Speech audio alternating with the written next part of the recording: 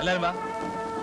മിനിസ്റ്റർക്ക് കൊടുക്കാനുള്ള നിവേദനവും പിന്നെ നമ്മൾ പിരിച്ചെടുത്ത തുക പാർട്ടി ഫണ്ടിലേക്കുള്ള സംഭാവന രണ്ടും മിസ്റ്റർ ബിശ്വനെ ഏൽപ്പിച്ചിരിക്കുകയാണ്.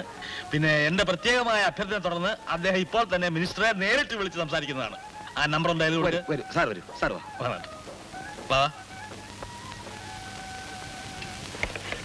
നമ്പർ 88,037. ഇനി നിന്റെ എക്സിക്യൂട്ടീവ് എഞ്ചിനീയറുടെ തോന്നിവാസം ഒന്നും ഇവിടെ നടപ്പില്ല. കണക്ഷൻ കൊടുക്കാൻ വെള്ളം ഇവിടെ മന്ത്രിയുടെ വീട്ടിൽ പോലില്ലേ വെള്ളം പിരിഞ്ഞായി ഇവിടെ അല്ലേ? 88,037 മിനിസ്റ്റർ ഓഫീസ് താനെ. ഒരു second. Hello, can I speak to PWD minister? Pardon? I am Vishwanath here, minister's classmate. Minister இப்ப இல்ல சார், கான்ஃபரன்ஸ் நடந்துகிட்டு இருக்கு. அது பரவாயில்ல, விஸ்வநாத் கூப்பிடுறதாக சொல்லுங்க. கான்ஃபரன்ஸ் பரவாயில்லையா? எந்த இடம் நினைச்சு பேசுறீங்க? முத்துகிருஷ்ணன் எப்ப வரும்? முத்துகிருஷ்ணன் தான் மினிஸ்டர் பேர் சொல்லியா கூப்பிடுறது? யாரா நீ? என்ன பத்தி அவன் நிறைய சொல்லிருக்கா. அவனா உன்னை பத்தி சொல்றதா? ஸ்டூபிட். யாரா நீ? அவன் வைஃப் கேட்டாச்சா, வீட்டுல வர்றதுக்கு டைம் கிடைக்கலப்பா. டேய் பைத்தியக்கார ராஸ்கல், நீ எங்க இருந்து பேசுறது? தைரியம் இருந்தா சொல்லுடா, உன்னை இப்பவே நான் ஜெயிலுக்கு அனுப்புறேன். சொந்த விஷயம் கிடையாது. அவன் என்ன நினைச்சிட்டு இருக்கு? சிட்டில நிறைய இடத்துல அவன் வாட்டர் கனெக்ஷனே கொடுக்கலையே. என்ன உடனடியா நடவடிக்கை எடுக்க சொல்லு. சரி சரி பண்றியா? நான் நேரடியா அங்க வரேன், வந்து பேசுறேன். சும்மா வேண்டாம், பார்ட்டிக்கு பார்ட்டி ஃபண்ட்ல டொனேட் பண்றேன். என்ஜினியரா? இல்ல, இன்ஜினியர் இங்க ஒண்ணுமே பண்ணல. அதுதான் பேசிட்டு இருக்கேன். மூஞ்சி உடைச்சிரு ராஸ்கல். போங்கடா. முத்துகிருஷ்ணன் வந்தா விவரமா சொல்லுங்க, நான் நேரடியா அங்க வரேன். உங்க பேர் என்ன? ராஜமாணிக்கமா? ராஜமாணிக்கம் உங்க அப்பா ஸ்கவுண்டர். Okay bye bye. മൂപ്പരുടെ വൈഫ് അന്വേഷിച്ചെന്ന്. അവൻ ലവ് മാരേജ് ആയിരുന്നേ. രജിസ്റ്റർ ഓഫീസിൽ ഞാനായിരുന്നു സാക്ഷി. ഏതായാലും നാളെ തന്നെ മുത്തുകൃഷ്ണനെ കണ്ട് സംസാരിച്ച് കാര്യങ്ങൾ തീരുമാനിക്കായേ. കുടിക്കാൻ എന്തെങ്കിലും എടുക്കട്ടെ? ഓക്കെ.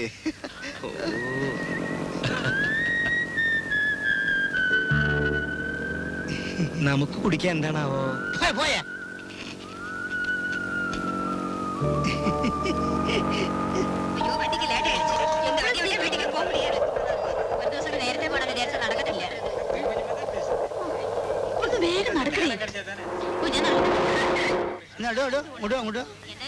തന്റെ കൂട്ടുകാരൻ ശരിക്കും PWD മിനിസ്റ്റർ കൂടെ പഠിച്ചാണോ? എന്താ? അല്ല, വെറുതെ ചോദിച്ചെന്നുള്ളൂ. വെറുതെ ചോദിച്ചെന്നുള്ളൂ. വെള്ളത്തിന് ക്യൂ നിൽക്കാൻ പോവായിരിക്കും. നമ്മൾ ശരിക്ക് പരിചയപ്പെട്ടിട്ടില്ല. ഞാൻ ആരെന്നോ എവിടുന്ന് വന്നെന്നോ ഒന്നും കുട്ടിക്ക് അറിയില്ല. എങ്കിലും ഒരു സത്യം പറയണമെന്ന് ആഗ്രഹമുണ്ട്. ഞാനിവിടെ കാലുകുത്തി അന്ന് ഇവിടെ ഒരു മഴ പെയ്തു. വളരെ നാളുകൾക്ക് ശേഷം ചിലരുടെ വരവ് ചില സ്ഥലത്ത് ചില പുതുമകൾ വരുത്തുമെന്ന് മുകുന്ദൻ പറഞ്ഞത് നേരെ. അത് പോട്ടെ, ഞാൻ പറയാൻ വന്നത് മറ്റൊരു കാര്യം. അന്ന് മഴയത്ത് ഒരു പാത്രം വെള്ളത്തിന് വേണ്ടി ക്യൂ നിൽക്കുന്ന സുമിത്രയെ കണ്ടപ്പോ എനിക്കെന്തോ വലിയ വിഷമം തോന്നി. മനസ്സിലെവിടെയോ നൊന്തു. ഇവിടെ പൈപ്പ് ലൈൻ വരുത്തണമെന്ന് ഞാൻ ദൃഢനിശ്ചയം എടുത്തത് അതുകൊണ്ടാണ്.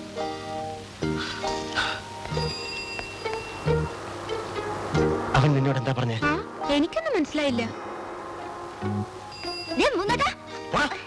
മൂന്നാട്ടൻ എന്താ നിന്നെ?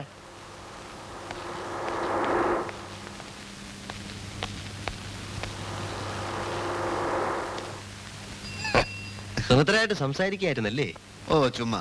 എന്നാ അത് വേണ്ട. അവളുമായിട്ട് സംസാരിച്ചാൽ നിനക്ക് ചീത്ത പേരുണ്ടാകും. എങ്ങനെ? എടാ, അവള് പ്രീ ഡിഗ്രിക്ക് പഠിക്കുന്ന സമയത്ത് ഒരുത്തനായിട്ട് പ്രേമമായി.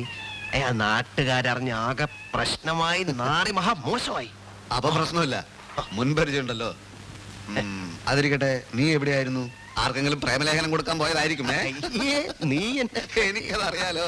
എടാ, എന്റെ പെങ്ങൾക്ക് ഫീസ് കൊടുക്കേണ്ടത് നാളെയാ. ഞാൻ കുറച്ച് രൂപ ഒപ്പിക്കാൻ പോയതാ. അവളുടെ ഭർത്താവിന്റെ അച്ഛൻ പറഞ്ഞത്രേ അവര് കൊടുത്തോളാമെന്ന്. അവർക്ക് കാശുണ്ടല്ലോ. പക്ഷെ ഇതങ്ങനെ വിട്ടുകൊടുക്കാൻ പറ്റുമോ? ഇത് നമ്മളെ ചില അവകാശങ്ങളല്ലേ. ഞാനൊരു ചായ ഇടാം.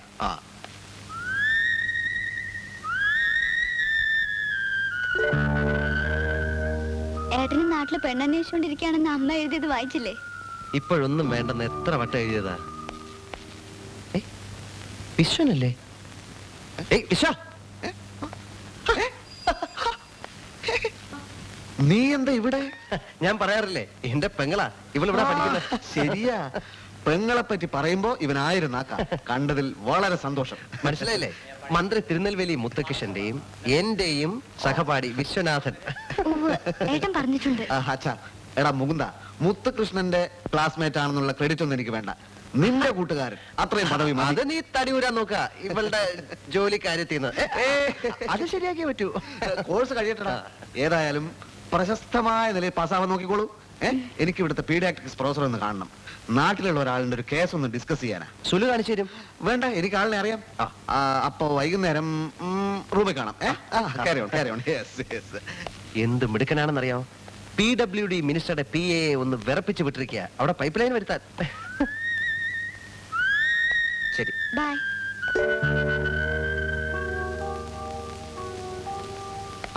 പ്രൊഫസറെ കണ്ടില്ലേ? മുകുന്ദ പോയോ? പോയല്ലോ. സത്യത്തിൽ സുലോചനെ കാണാനാ ഞാനിപ്പോ വന്നത്. എന്തേ? പേടിക്കേണ്ട കാര്യമൊന്നുമില്ല. ഞാൻ പറയാൻ പോകുന്ന സത്യം ഒരു കാലത്തും മുകുന്ദേട്ടൻ അറിയില്ലെന്ന് സുലു എനിക്ക് വാക്ക് തരണം. എന്താന്ന് വെച്ചാ ഒന്ന് പറയൂ. പറയില്ലെന്ന് വാക്കുതാ. ഞാൻ പറയില്ല. സുലുവിന്റെ കല്യാണ സമയത്ത് അവൻ എന്റെ കയ്യിൽ നിന്ന് 10,000 രൂപ വാങ്ങിച്ചു. നാട്ടിലുള്ള ഒരു പ്രോപ്പർട്ടി പണയം വെച്ചാണ് ഞാനത് അവൻ അയച്ചു കൊടുത്തത്. ഇപ്പൊ ആ പ്രോപ്പർട്ടി ജപ്തി ചെയ്യാൻ പോവുക. മുകുന്ദന്റെ കയ്യിലാണെങ്കിൽ ഒറ്റ രൂപ പോലും ഇല്ല. അവൻ സത്യസന്ധനാ. പക്ഷെ തൽക്കാലം ഞാൻ എന്ത് ചെയ്യുമെന്ന് എനിക്ക് തന്നെ ഒരു നിശ്ചയമില്ല. 5,000 രൂപയോളം ഞാൻ ഒരിടത്തുനിന്ന് സംഘടിപ്പിച്ചു വെച്ചിട്ടുണ്ട്. ബാക്കി ഞാൻ സുലുവിനോടിത് പറയാൻ പാടില്ലായിരുന്നു. രൂപ ഞാൻ തരട്ടെ? അത് മുകുന്ദൻ ഞാൻ അറിയാൻ. പറയില്ലെന്നേ. എന്ന് വേണം? എത്രയും പെട്ടെന്ന്. അടുത്ത തിങ്കളാഴ്ച ജപ്തി. അപ്പോ അടുത്ത ഞായറാഴ്ച ഒന്ന് എന്റെ വീട് വരെ വരുമോ? തീർച്ചയായും വരാൻ. ജപ്തിയല്ലേ? വരൂ, ഞാൻ അഡ്രസ് എഴുതി തരാം. ഓ,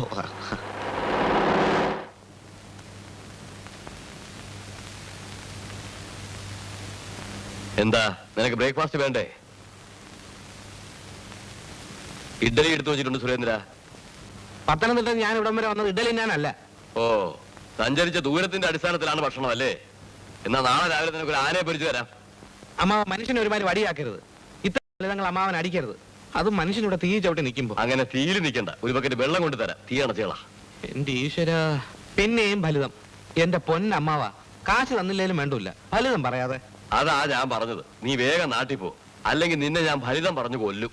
എങ്ങനെ നാട്ടിൽ പോവും? ഗൾഫിലേക്കാണെന്നും പറഞ്ഞ് ഇറങ്ങിയതാ. ഇനി കൈ വീശി ചെന്ന അമ്മ കുറ്റിച്ചൂലെടുക്കും. ഇവിടെ ഞാൻ കൊടുവാളെടുക്കും. എടാ ദ്രോഹി, ആദ്യം നിനക്ക് ഞാൻ 5,000 തന്നു കെൽട്രോണിലെ ജോലിക്ക് മുക്കി.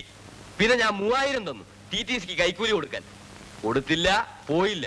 ഒടുവിൽ നിന്റെ പണ്ടാരം അടക്കാനായി 5,000 രൂപ തന്നു പിയർലെസിന്റെ അടവടയ്ക്കാൻ വേണ്ടി. അത് നീ അപ്പാടെ വിഴുങ്ങി.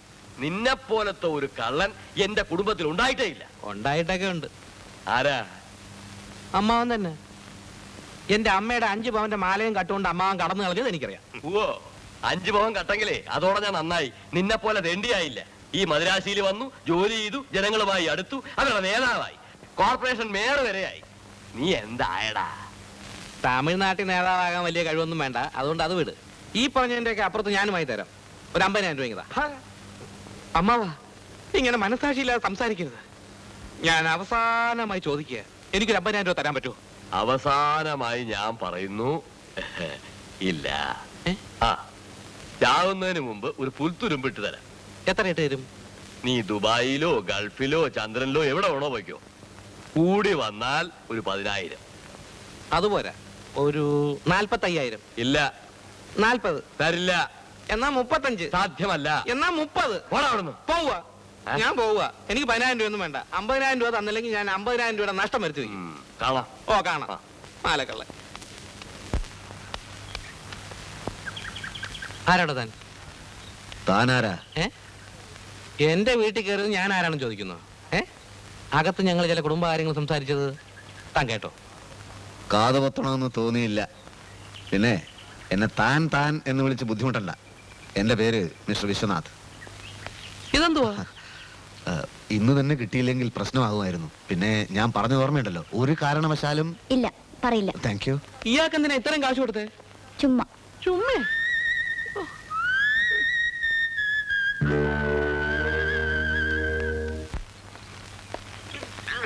നിങ്ങൾ ആരാന്ന് മനസ്സിലായില്ല. മനസ്സിലായിട്ട് എന്തിനാ?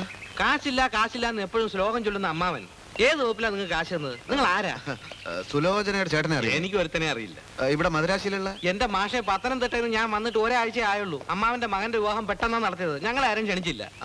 ഞാൻ സുലോചനയുടെ ചേട്ടന്റെ ഫ്രണ്ട്. ഓ, അവനൊരു അത്താപ്പാടിയായിരിക്കും. കടം വാങ്ങാൻ നിങ്ങൾ അയച്ചായിരിക്കും അല്ലേ? അതൊന്നുമല്ല മിസ്റ്റർ. പിന്നെ നിങ്ങൾ പുറത്തു പറയില്ലെങ്കിൽ ഞാനൊരു സത്യം പറയാം. ഇല്ല, പറയില്ല. ഒരാളോടും പറയരുത്. അമ്മാവനോടോ സുലോചനയോടോ. ഇല്ലെന്നേ. ഈ കാശ് സുലോചനക്ക് സർക്കാർ സർവീസിൽ ഒരു ജോലിക്ക് കൈക്കൂലി കൊടുക്കാനാണ്. നിങ്ങൾക്കാണോ കൈക്കൂലി? തിരുനെൽവേലി മുത്തുകൃഷ്ണൻ മിനിസ്റ്റർ എന്റെ ക്ലാസ്മേറ്റാ. അയാൾ മുഖേനയാ ജോലി ശരിപ്പെടുത്തുന്നത്. മിനിസ്റ്ററോ? അപ്പൊ എനിക്കൊരു ജോലി? നിങ്ങൾ ഡോക്ടറാണോ? ആയിട്ടില്ല. എങ്കിലായിട്ട് വാ. വേറെ വല്ല നല്ല ജോലിയും? ജോലിയൊക്കെ ഉണ്ട്, പക്ഷെ നിങ്ങൾ ഗൾഫിൽ പോകുന്നില്ലേ? അതിന് 50,000 രൂപ വേണമെന്ന് എവിടുന്ന് കിട്ടാനാ? അല്ല, സാറിന്റെ പേരെന്തോന്നാ പറഞ്ഞേ? വിശ്വനാഥ്. വിശ്വാസ് സാറേ, ആ. എന്നെ ഒന്ന് രക്ഷിക്കണം. കൈക്കൂലിയൊക്കെ നമുക്ക് കൊടുക്കാം. ആ, എത്ര രൂപ ശമ്പളം വേണം? ശമ്പളം എത്ര കൂടുതലായാലും കുഴപ്പമില്ല. ആ, നിങ്ങളും അമ്മാവനുമായുള്ള സംസാരമൊക്കെ ഞാൻ കേട്ടു. എനിക്ക് നിങ്ങളോട് സഹതാപമുണ്ട്. നിങ്ങളെ സഹായിക്കണം എന്ന ആഗ്രഹമുണ്ട്. പക്ഷേ പക്ഷേ ആ ജോലി നിങ്ങൾക്ക് തന്നാൽ നിങ്ങളുടെ അമ്മാവൻ എന്നോട് പിണങ്ങും. അതെന്തിന്? നിങ്ങളുടെ അമ്മാവന്റെ ഒരു കൂട്ടുകാരന്റെ മകന് പറഞ്ഞു വെച്ചിരിക്കുന്ന ജോലിയാണേ. അതങ്ങയുടെ മനസ്സിലിരിക്കട്ടെ. സ്വന്തം അനന്തരനോട് വഴിയാധാരമായി നടക്കുമ്പോ അതൊക്കെ നിങ്ങൾ തമ്മിലുള്ള പ്രശ്നം. മാസം 2500 രൂപ ശമ്പളം കിട്ടുന്ന ജോലിയാണേ. അയ്യോ എന്റെ പൊന്ന് സാറേ, എന്നാ പിന്നെ ആ ജോലി എനിക്ക് തന്നെ വേണം. മുണീക്ക ഷൂസ് എന്ന് കേട്ടിട്ടുണ്ടോ? കേട്ടിട്ടുണ്ട്. വലിയ കമ്പനിയല്ലേ? അവിടെ അസിസ്റ്റന്റ് മാനേജർ പോസ്റ്റാണ്. പക്ഷേ അവിടുത്തെ MD-ക്ക് 10,000 രൂപ കൊടുക്കണം. ആ 10,000 അമ്മാവന്റെ കയ്യിൽ നിന്ന് ഞാൻ വാങ്ങിച്ചു തരാം. പക്ഷേ നിങ്ങളുടെ അമ്മാവൻ ഇതറിഞ്ഞാൽ. ജീവൻ പോയാലും മറ്റൊരു മനുഷ്യ ജീവിതം അറിയില്ല സാറേ. ഓ എന്റെ ഈശ്വര, 2,500 രൂപ. എന്റെ അമ്മാവനെ ഒരു പാഠം പഠിപ്പിക്കാം. സാർ, അസിസ്റ്റന്റ് മാനേജർ ആവുമ്പോ കമ്പനി കാറൊക്കെ കിട്ടുമായിരിക്കും അല്ലേ? ചിലപ്പോൾ. മോണിക്കയുടെ MD നേരിട്ട് കാശ് വാങ്ങിക്കാറില്ല. MD-യുടെ വലം കൈ ഒരാളുണ്ട്. കാശ് അയാളെ വേണം ഏൽപ്പിക്കാൻ. നിങ്ങൾ എന്റെ മരിച്ചുപോയ ഒരു സഹോദരനെ പോലെ എനിക്ക് തോന്നുന്നു. അതുകൊണ്ടാണ് ഞാനിതൊക്കെ ചെയ്യുന്നത്. ഞാൻ മറ്റേ പാർട്ടിക്ക് ഇപ്പൊ തന്നെ ഫോൺ ചെയ്ത് നോക്കട്ടെ.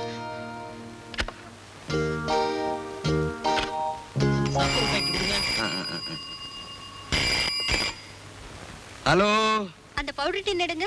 ஆமா, நீங்க யாருங்க? நான் மினிஸ்டர் திருநெல்வேலி முத்துகிருஷ்ணன் PA ராஜமாணிக்கம் பேசுறேன். அங்க விஸ்வநாத் கொஞ்சம் கிடைக்குமா? இல்லையா? சரி, வந்தா ஒரு விஷயத்த சொல்லுங்க.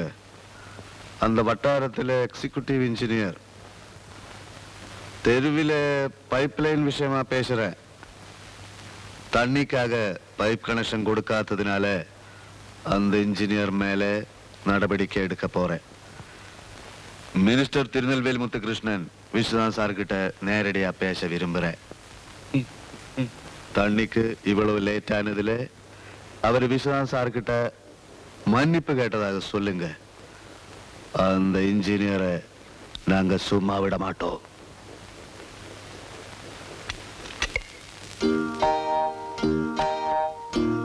സംസാരം കേട്ടോ? ഇല്ല. എല്ലാം റെഡി ആയിട്ടുണ്ട്. 3 ദിവസത്തിനകം നമ്മൾ കാശ് കൊടുക്കണം. ഞാൻ വീണ്ടും കോണ്ടാക്ട് ചെയ്യാം. സമയവും സ്ഥലവും അറിയിക്കാം. ഈ ഉപകാരം ഞാൻ ഒരിക്കലും മറക്കില്ല സാറേ. ഒരിക്കലും മറക്കാൻ കഴിയാത്ത വിധം ഞാനിത് ശരിയാക്കി തരാം. ഓക്കെ?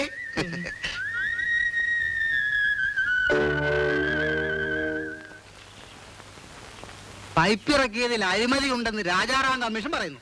ഈ കമ്മീഷൻ നിയമിച്ചവരാ? സർക്കാരല്ലേ? തെളിവെടുപ്പ് കഴിയുന്നത് വരെ പൈപ്പ് ഒരിടത്തേക്ക് മൂവ് ചെയ്യാനൊക്കെ ഇല്ല. ഈ തെളിവെടുപ്പിൽപ്പെടാത്ത പഴയ സ്റ്റോക്ക് ഇല്ലേ സർ? ഉള്ളതൊക്കെ റിസർവറിന് എടുത്തോണ്ട് ഇട്ടിരിക്കല്ലേ. പാവപ്പെട്ട ഉദ്യോഗസ്ഥന്മാരെ അങ്ങോട്ടും ഇങ്ങോട്ടും ഇട്ട് തട്ടിക്കളിക്കാം മൂരാച്ചികള്. സാറേ, വെറുതെ അതും ഇതും പറഞ്ഞിട്ട് കാര്യമില്ല. ഒരു പേരിനെങ്കിലും തൽക്കാലം എന്താ ചെയ്തേ പറ്റും. അതിന് പൈപ്പ് വേണോ? അത് സാറെന്നോട് ചാടി കളിച്ചത് എന്താ? സാറിന് വല്ല സ്ഥലമാറ്റം വന്നു പോയാ ഞാൻ ആ തെരുവിൽ മാറിപ്പോവും. എഞ്ചിനീയറുടെ അനാസ്ഥയാണെന്നാ മന്ത്രി പറയുന്നത്. ഓഹോ, ആ. എന്നാ താ ഒരു കാര്യം ചെയ്യ്. സാറേ. ലോറി എടുത്ത് കേരളത്തിൽ പോ. ഓ. അവിടുത്തെ പഴയൊരു മന്ത്രി ധാരാളം പൈപ്പ് കൊണ്ടുവന്ന് റോഡിൽ കൂട്ടിയിട്ടിട്ടുണ്ട്. ഞാൻ കണ്ടിട്ടുണ്ട്. അതവിടെ ജനങ്ങൾക്ക് മാർഗതടസ്സം ഉണ്ടാക്കുന്നുണ്ട്. ആ. താൻ അതിൽ നിന്ന് കുറച്ചും കൂടെ എടുത്തോണ്ട് വാ. അയ്യയ്യേ, സാറേ ഇത് തമാശക്കളിയില്ല. നമ്മൾ ആപ്പീസിൽ പറയലേ ഡ്രെയിനേജിന്റെ പൈപ്പ് ഉണ്ടല്ലോ, അതെങ്കിലും തൽക്കാലം കുറെ അവിടെ കൊണ്ടുപോയി തട്ടി കൊടുക്കുക. നമ്മൾ എന്തെങ്കിലും ഒന്ന് ചെയ്തെന്ന് വരുത്തി കൂട്ടിയാൽ മതി. ആ, ആലോചിക്കാം.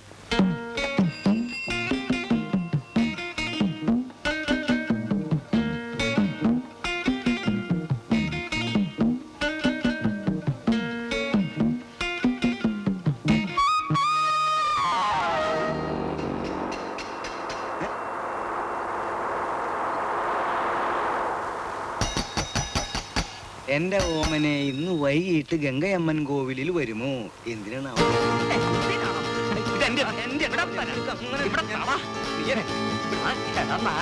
അന്ന് നീ കമ്പി കൊടുത്തു, ഇന്ന് നീ ഉരുളക്കിഴങ്ങി കൊടുക്കണോ? പിടിച്ചു എന്റെ ഭാര്യ കാമുകനെ ഞാൻ കൈയോടെ പിടിച്ചു. എല്ലാരും ഓടി വരീൻ. തെരുവിലെ കാമുകന്റെ ഉരുളക്കിഴങ്ങിൽ പൊതിഞ്ഞ പ്രേമലേഖനം നിങ്ങൾക്ക് വായിച്ചു കേൾക്കണോ? വായിച്ചു കേൾക്കണോ? ആ ഇതാ ഞാൻ വായിക്കാം. ഞാൻ വിടില്ല. ഓമനെ, ഇന്ന് വൈകുന്നേരം ഗംഗയമരം കോവിലിൽ വരുമോ? നിനക്ക് ചുടു ചുംബനം ഞാൻ തരാമോ?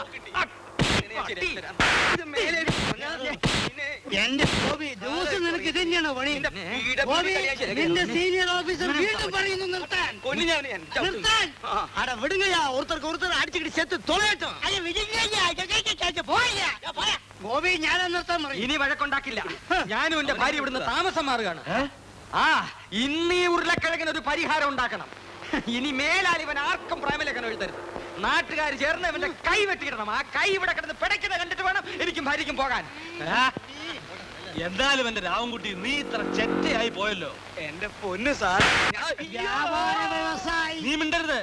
നാട്ടുകാർ വിധിക്കുന്ന ശിക്ഷ എന്ത് തന്നെ ആയാലും നീ അനുഭവിച്ചു തന്നെ തീരണം, അല്ലെങ്കിൽ പോലീസിനെ വിളിക്കാം. ഒരു പലചരക്കടക്കാരന് ഈ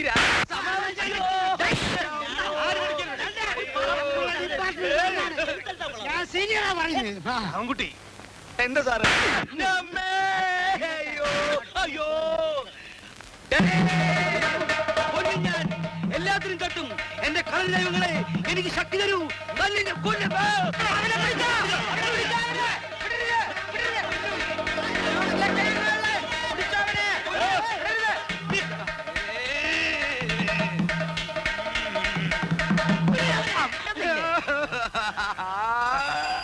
എന്റെ പൊന്നു സാറേ, ഞാൻ കത്ത് എഴുതിയിട്ടില്ല. നീ മിണ്ടരുത്. ഇവന് കൊടുക്കേണ്ട ശിക്ഷ ഞാൻ തീരുമാനിച്ചു. നമുക്കിവരെ കോർട്ട് മാർഷൽ ചെയ്യാം. മനുഷ്യന് മനസ്സിലാവുന്ന ഭാഷ പറ മാഷേ. ഓക്കേ. നമുക്കിവരെ ദാ ആ മതിൽ വരെ 15 പ്രാവശ്യം ഓടിക്കാം. വേണ്ട പക്ഷെ ഓടിച്ചാലേ ഇവൻ അതുവഴി അങ്ങ് ഓടിക്കളയും. ഇവനെ കൊണ്ട് ചുമടെടുപ്പിക്കാം. ചുമട്ടൊക്കെ എടുത്ത് ഇവന് നല്ല ശീലമുള്ളതാ. നമുക്ക് ഇവനെ കൊണ്ട് ഏത്തടിക്കാം. ഏത്തം അതെങ്ങനെ, അത് എത്രയെന്നുള്ള മാഷ് തീരുമാനിച്ചു. 100.